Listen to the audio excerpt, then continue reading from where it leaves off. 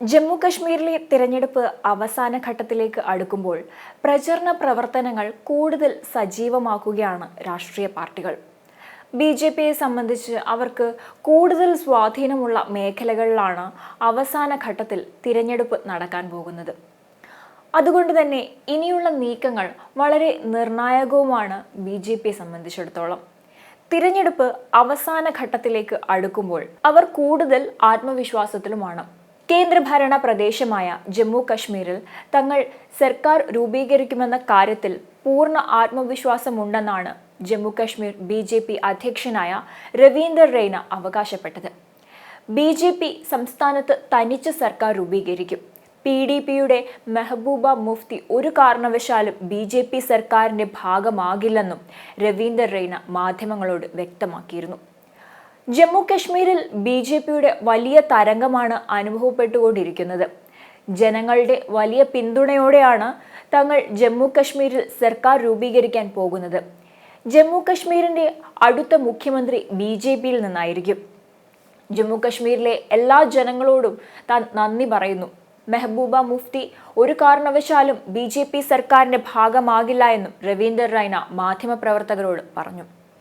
അതിനിടെ ജമ്മു കശ്മീരിലെ തിരഞ്ഞെടുപ്പ് പ്രചാരണത്തിനിടെ നാഷണൽ കോൺഫറൻസ് നേതാവ് ഒമർ അബ്ദുള്ളയ്ക്കും കോൺഗ്രസ് നേതാവ് രാഹുൽ ഗാന്ധിക്കുമെതിരെ കേന്ദ്ര ആഭ്യന്തരമന്ത്രി അമിത് ഷാ രൂക്ഷമായ വിമർശനം ഉന്നയിച്ചിരുന്നു. കത്വയിൽ നിന്ന് തിരഞ്ഞെടുപ്പ് റാലിയെ അഭിസംബോധന ചെയ്യവേ 2 സീറ്റുകളിൽ മത്സരിക്കും ഒമർ അബ്ദുള്ളയ്ക്ക് ജനവിധിയിൽ പേടിയാണെന്നായിരുന്നു അമിത് ഷാ പരിഹസിച്ചത്. ഒമർ അബ്ദുള്ള വീണ്ടും മുഖ്യമന്ത്രിയാകുമെന്ന് സ്വപ്നം കാണുകയാണ്. 2 ഘട്ട വോട്ടെടുപ്പ് അവസാനിച്ചു. ഈ 2 ഘട്ടങ്ങളിലും നാഷണൽ കോൺഫറൻസും കോൺഗ്രസും തുടച്ചു നീക്കപ്പെട്ടു.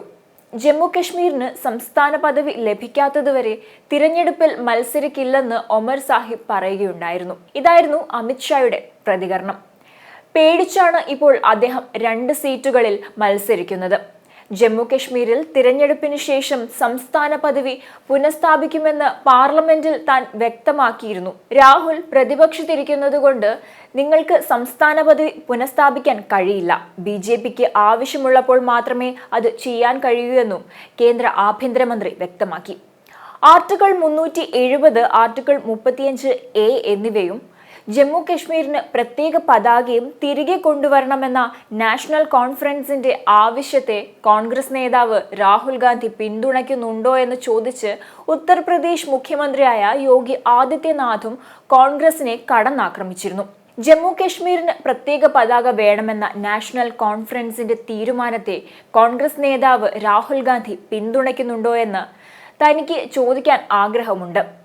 ആർട്ടിക്കിൾ 370, 35A എന്നിവ തിരികെ കൊണ്ടുവരാനും ജമ്മു കാശ്മീരിനെ അശാന്തിയുടെയും ഭീകരതയുടെയും യുഗത്തിലേക്ക് തള്ളിവിടണമെന്ന നാഷണൽ കോൺഫറൻസിന്റെ ആവശ്യത്തെ രാഹുൽ ഗാന്ധി പിന്തുണയ്ക്കുന്നുണ്ടോ എന്നാണ് ജമ്മു കശ്മീരിലെ രാംഗഡ് നിയമസഭാ മണ്ഡലത്തിൽ ഒരു സമ്മേളനത്തെ അഭിസംബോധന ചെയ്തുകൊണ്ട് UP മുഖ്യമന്ത്രിയായ യോഗി ആദിത്യനാഥ് ചോദിച്ചത്.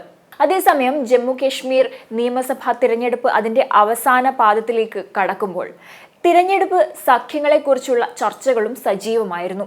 ഈ സാഹചര്യത്തിൽ ബി.ജെ.പിയുമായി ചേർന്ന് സർക്കാർ രൂപീകരിക്കാനില്ലെന്ന് നാഷണൽ കോൺഫറൻസ് നേതാവും ശ്രീനഗർ ലോക്സഭാ സീറ്റിൽ നിന്നുള്ള പാർലമെന്റ് അംഗവുമായ അഗ റുഹുള്ള മെഹദി വ്യക്തമാക്കിയിരുന്നു.